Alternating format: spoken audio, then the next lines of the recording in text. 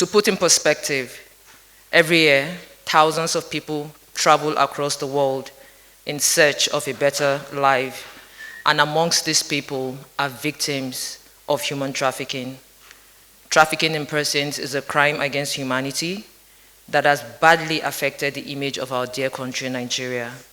It involves the recruitment, transportation, transfer, harboring, or receipt of persons by means of threat, force, abduction, fraud, for the sole purpose of exploitation. Many victims are stranded in a number of West African countries as they cannot move further to Europe and living under dangerous conditions. In Mali alone, no fewer than 20,000 young Nigerian women and girls are trapped, living in shanties in the mining areas where they are sexually exploited.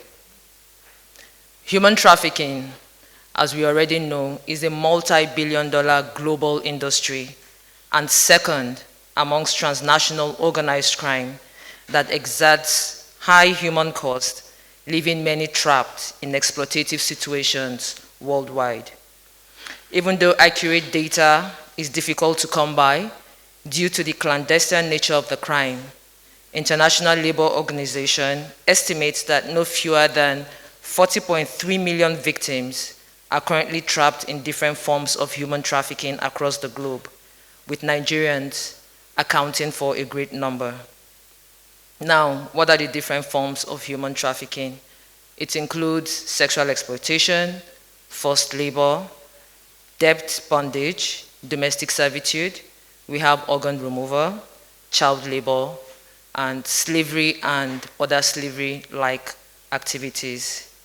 Some drivers of trafficking in persons include poverty, lack of economic and educational opportunities, especially for young people, greed and peer pressure, the insatiable desire for greener pastures, ignorance on the part of family and children at the risk involved in trafficking. We also have conflicts and wars, as well as the porous borders. Now, talking about the nature and scope of human trafficking. In Nigeria, it is both internal and external, with a higher rate of internal trafficking. And internal trafficking involves trafficking of a person within a state, that is from one community to another, and also trafficking across state lines. But because attention is usually spotlighted on external trafficking, it creates the impression that we have more of external trafficking going on in Nigeria.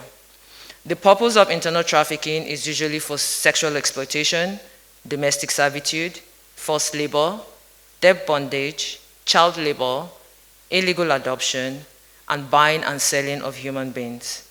External trafficking of persons, on the other hand, is carried out outside our borders, and sexual exploitation, labor exploitation, and organ trafficking are the major purpose of external trafficking. Human trafficking in Nigeria is not a problem, ladies and gentlemen. It is a national crisis, as the volume is enormous and widespread. No state is immune to it, as each state has its own peculiarity. Trends in human trafficking include orphanage trafficking. This is where orphanages recruit children to their homes to attract donations from unsuspecting members of the public and also good, willing organizations. We have baby factories. We have the use of victims for other crimes, like victims of human trafficking are sometimes also used to traffic drugs. We have a new emerging trend called QNet or Q-Link, and this is where mostly young boys are trafficked for the sole purpose of committing online fraud. We have illegal adoption, we have what they call cryptic pregnancy, then of course we have buying and selling of children. We also have a trend called hunting, and this involves a trafficker actively pursuing a victim, typically on social media.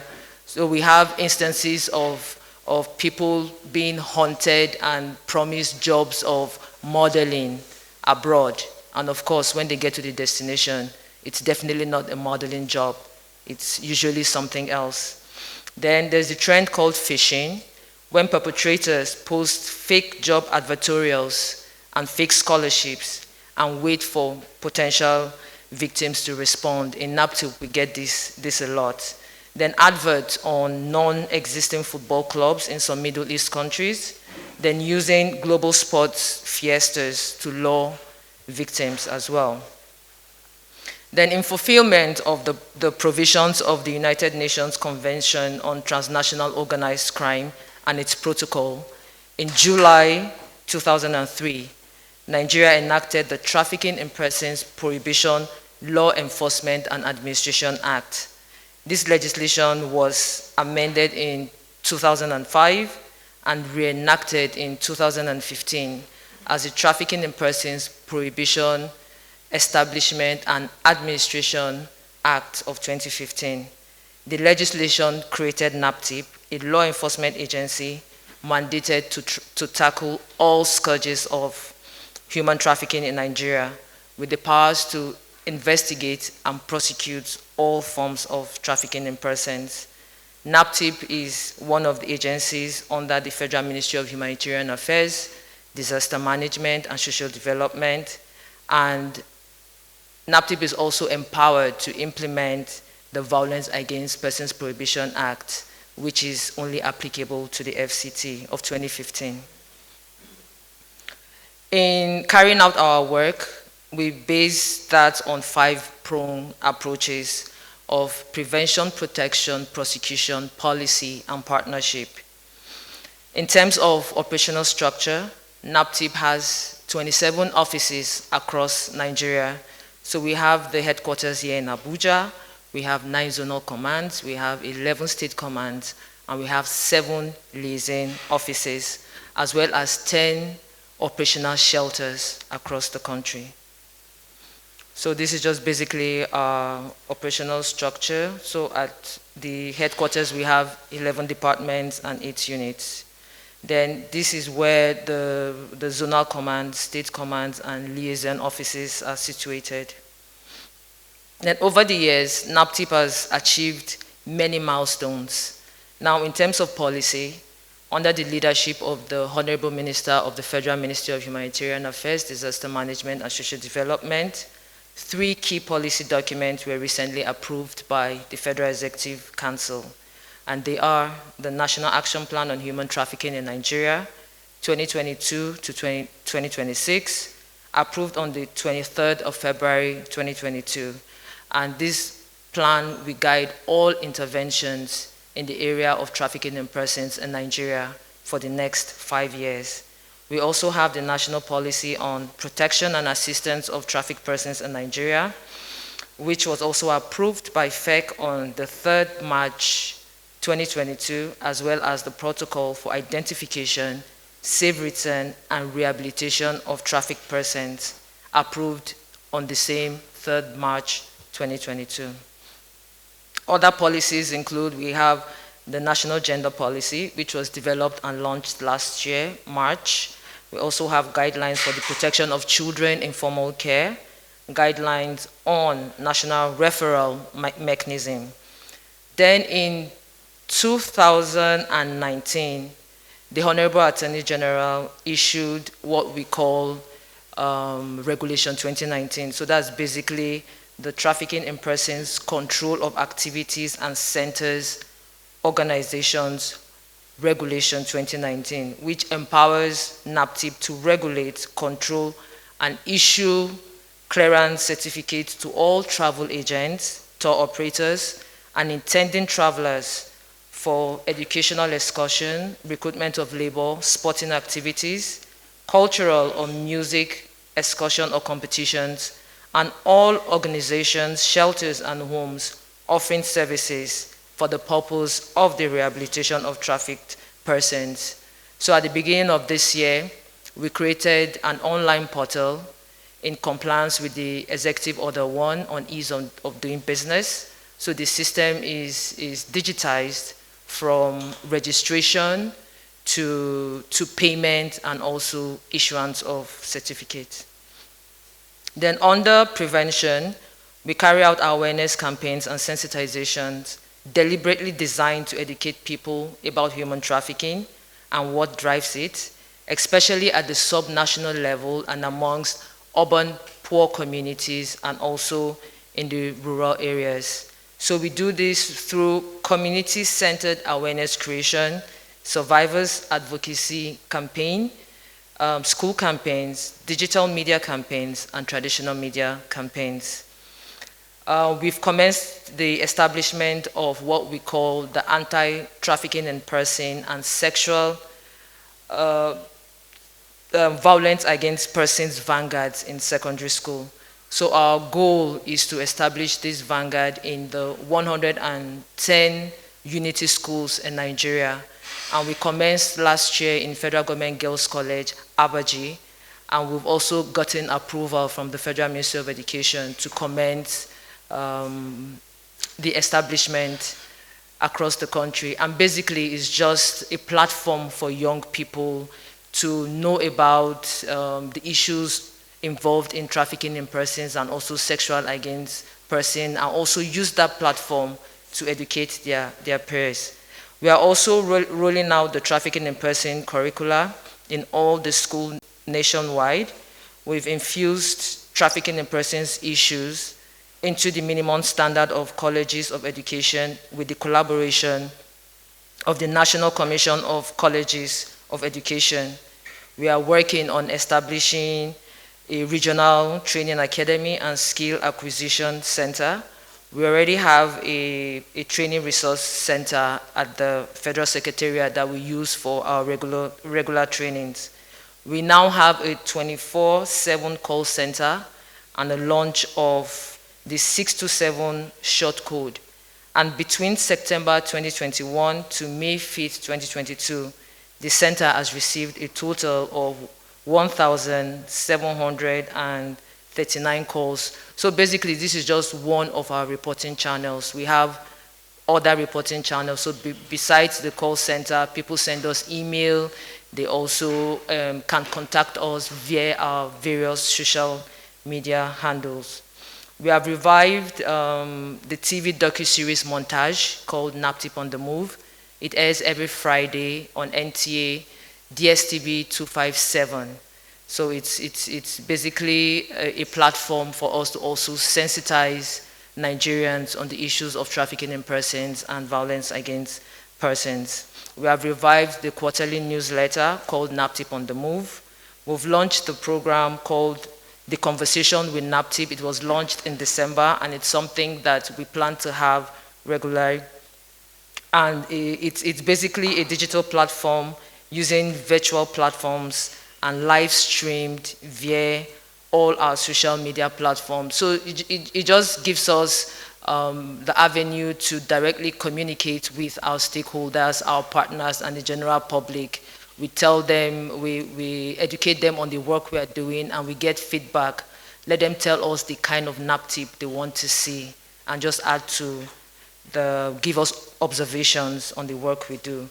We do carry out continuous capacity building and sensitization for various stakeholders and partners on trafficking, especially, for example, the media. We had one for the media last year, December, which was supported by one of our partners.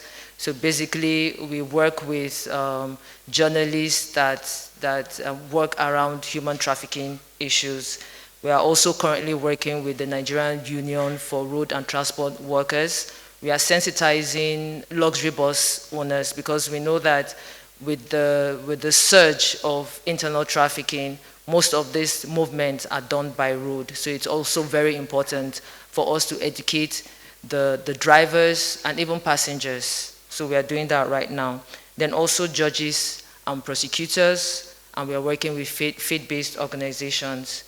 We do periodic research works into the causes, trends, and patterns of trafficking in persons. Then under protection, since inception, Naptip has rescued, sheltered, and rehabilitated 17,727 victims of human trafficking. And out of this figure, we have over 4,000 males and over 13,000 females, over 8,000 children and 8,000 adults. We have over 15,000 Nigerians and 1,805 non-Nigerians. So as we have the trend of Nigerians being trafficked out of Nigeria, we also have reports of non-Nigerians being trafficked into Nigeria. And we have a number of non-Nigerians that we've rescued in the past from China, Libya, Lebanon. Recently, we rescued somebody from Cambodia. This year, also Burundi. Niger, December, we rescued a number of children from Niger as well. Then a total of 394 victims have gone through our shelters between January 2022 to date. So at our shelters, we'll provide them, of course, we'll provide them with sheltering, we'll provide them with medical support, we'll provide them with psychosocial support as well as legal assistance. And since inception of Naptip, Naptip has sponsored 16 victims of human trafficking to university across the country. 2 of them actually graduated last year. And out of the 16, we have 3 currently working with the agency. Then we have just a disaggregated data of Nigerian victims that have been rescued and supported by Naptip over the years. Then in terms of prosecution, we've had a total of 9,813 cases reported, over 8,000 suspected traffickers arrested. As at today, we have a total of 513 convictions, 15 convictions in the year 2022. So just yesterday, we had 2 convictions from our Benin Zonal Command and Benue Zonal Command. We have 261 ongoing cases in various courts across the country, and we have 11 ongoing mutual legal assistance cases. And out of these 11, we currently have 2 in court, one from Spain and the other one from Belgium. Then in terms of partnership, Naptip collaborates with local, regional, and international stakeholders to ensure the elimination and prevention of the root causes of human trafficking.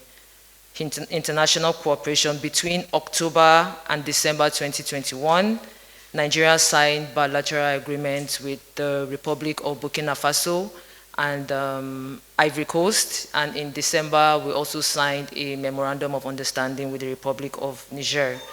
We have pending MOUs with the Gambia. The one with the Gambia is scheduled to be signed in June, and we also have with South Africa. The agency has inaugurated task force against human trafficking in 20 states, and this is just to allow us to devolve our activities to the subnational level.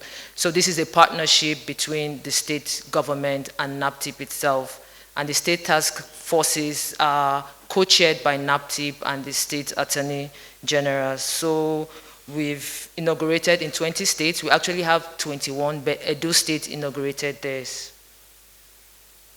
Then this is just the list of states that have state task forces.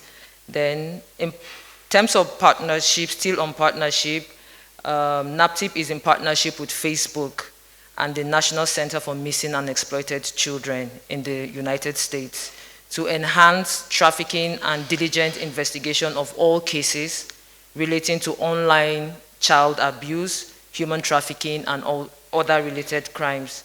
The agency has the sole unrestricted access to millions of information across the world that will help tackle online recruitment, trafficking, and exploitation of victims. It will also help detect persons who use social media platforms to electronically distribute pornographic materials to either blackmail or exploit children.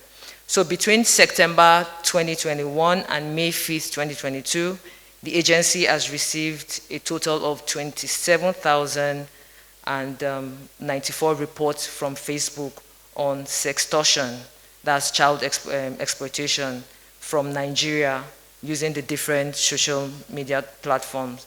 Now, due to the increase in state and interstate trafficking and buying and selling of children, and also the issues of cryptic pregnancy. Naptip has also concluded partnership with the same Facebook to set up what we call Amber Alert Nigeria, whereby Facebook sends alerts to targeted Facebook community to help find missing children in Nigeria on time, real time. So this initiative, which is second in Africa by Facebook, will deliver Amber Alerts to people's news feeds in targeted search area after a child has been abducted. Details about the missing child will be sent to people who use Facebook within approximately 160 kilometers radius of the search area where the child was last seen. Amber Alert will be launched in June here in Abuja. Then we have the Joint Border Task Force. In September 2015, the Nigerian and UK government formed the Joint Border Task Force to tackle cross-border crimes on human trafficking, drugs and money laundering, mainly between the UK and Nigeria. So Naptip has JBTF in Lagos, in Benin, and in Kano. And we have a total of 20 officers that work with the JBTF. And over the years, several joint operations have been carried out with successful apprehension of traffickers and rescue of victims. And this effort has led to a number of mutual legal assistance, high-profile cases. Now, just to share a geographic prevalence of trafficking in persons in Nigeria, in the North Central, we have a lot of domestic servitude cases. We have forced labor and we have bonded labor. For the Northeast, the issues there are also domestic servitude. We have orphanage trafficking, buying and selling of children. For the Northwest, it's a lot of domestic servitude as well, then sale of babies. For the South-South, we have domestic servitude, we have buying and selling of children, we have bonded labor, we have trafficking through waterways to Burkina Faso, then we have sexual exploitation. For the Southeast, we have domestic servitude, baby factories, cryptic pregnancies, buying and selling of children, urban to urban and rural to urban trafficking in persons for sexual exploitation. Then for the Southwest, we have domestic servitude, we have forced labor, we have foreign travel for sexual exploitation. Then for the FCT, we have a lot of orphanage trafficking, we have trafficking in sports, then we'll have child exploitation. In terms of challenges, the ever-evolving nature of trafficking in persons remains a challenge. For instance, besides oath-taking, traffickers now make their victims swear nude on arrival at destination countries, and these video recordings are used to threaten victims if they do not cooperate. With the COVID-19, there is a shift from physical recruitment to virtual recruitment, with an increase in fake online job advertorials as well as fake scholarships. Also, the relationship between suspects and victims poses a challenge to effective investigation and prosecution, as victims are unwilling to testify. And in terms of the rescued victims, yes, you're also right, they're in a safe house. The Nigerian High Commissioner to India actually called me when it happened. So we are in constant communication with India. And in the case of Mama Bobby, she's currently being prosecuted. Like you said, she, over the years, she's been responsible for trafficking a lot of girls from Nigeria to Spain. And during my presentation, I talked about us having 11 ongoing mutual legal assistance cases, and I said one involved Spain and the other Belgium. So this was the case I was talking about, Mama Bobby, and it's currently ongoing. For Voice of Nigeria, you talked about vulnerability of our staff in terms of corruption. Yes, you know, over the years we've had compromises, which is something that is not just peculiar to Naptip. When you look at many ministries, departments, and agencies, you find staff also compromising. But the question is, are we putting in place mechanisms to check that? And my question would be yes.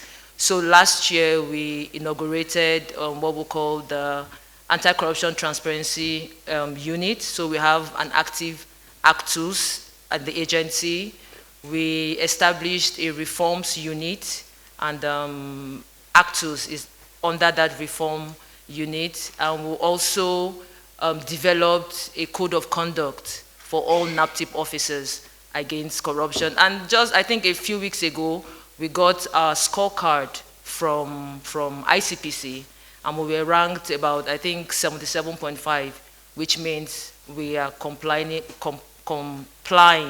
to the anti-corruption standards. Then how are they protected?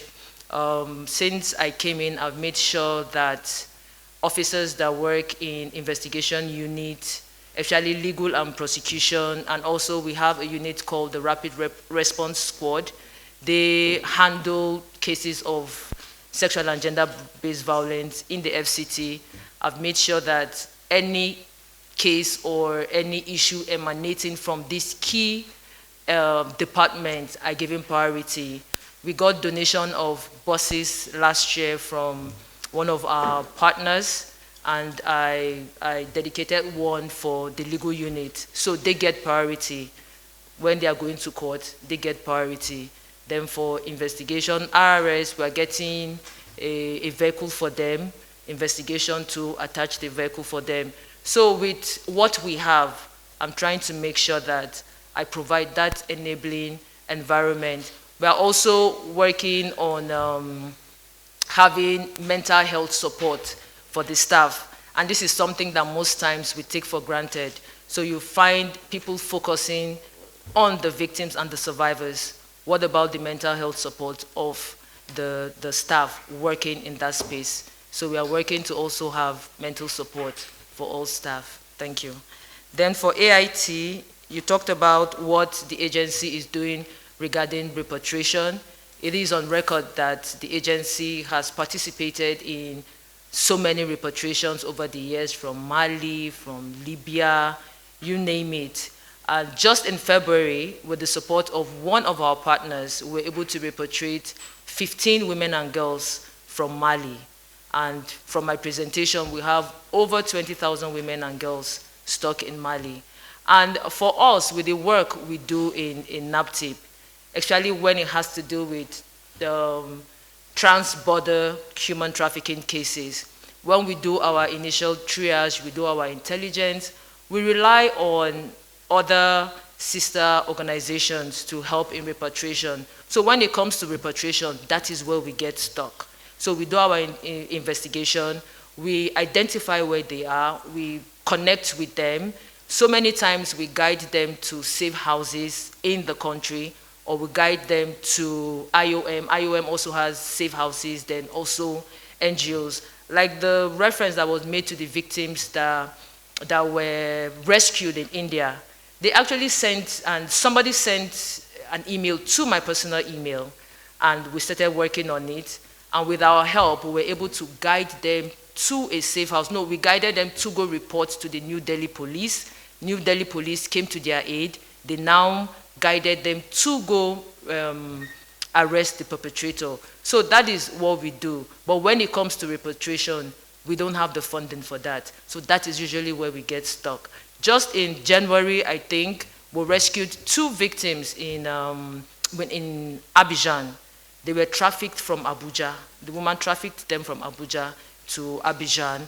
And the father reported, we started, Ministry of Foreign Affairs came, the ambassador in Ivory Coast called me, and we were working to see how we could rescue them.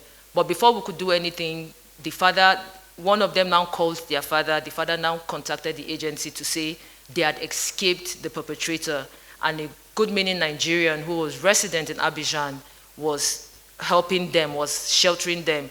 And in situations like this, when a stranger decides to do something good, you don't want to foist, victims on them. So in that particular situation, we had to facilitate their return back to Nigeria. So we have pockets of instances where we do that. That on a large scale, we really don't have the resources to do that. Then Ben TV, you talked about, what did you ask again? Oh, you said about prosecution that will go for the middlemen, we don't go for the high. But it was your question, right? Yeah, it was your question. So you said, oh, okay, that collecting bribe to let the high provide. Well, that's not true. Nothing like that has happened under my watch. And like I said during the presentation, one of the challenges we have is victims not wanting to cooperate with us because the traffickers are most times, you know, family members. You hear stories of sisters trafficking sisters, brothers trafficking brothers, uncles trafficking nieces and nephews, even husbands trafficking their wives and children. So in most instances, one will rescue them. And international law provides that you don't force victims to cooperate with the system. What you do is you encourage them.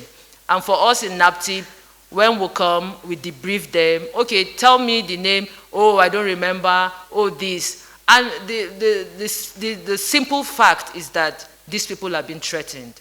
Most of them are threatened personally. Most of them, their families are being threatened. And like I said in my presentation, in addition to oath taking. So now, sometimes your trafficker might not force you to take oaths in Nigeria because they don't want you to suspect a thing. But when you get to the destination country, they make you swear oaths there. So they have their own foreign shrine where they'll make you swear oaths. And for those that don't operate in the oath-taking realm, they now video you nude and keep threatening you that, oh, if you report. We've had cases, tons of cases in Naptip.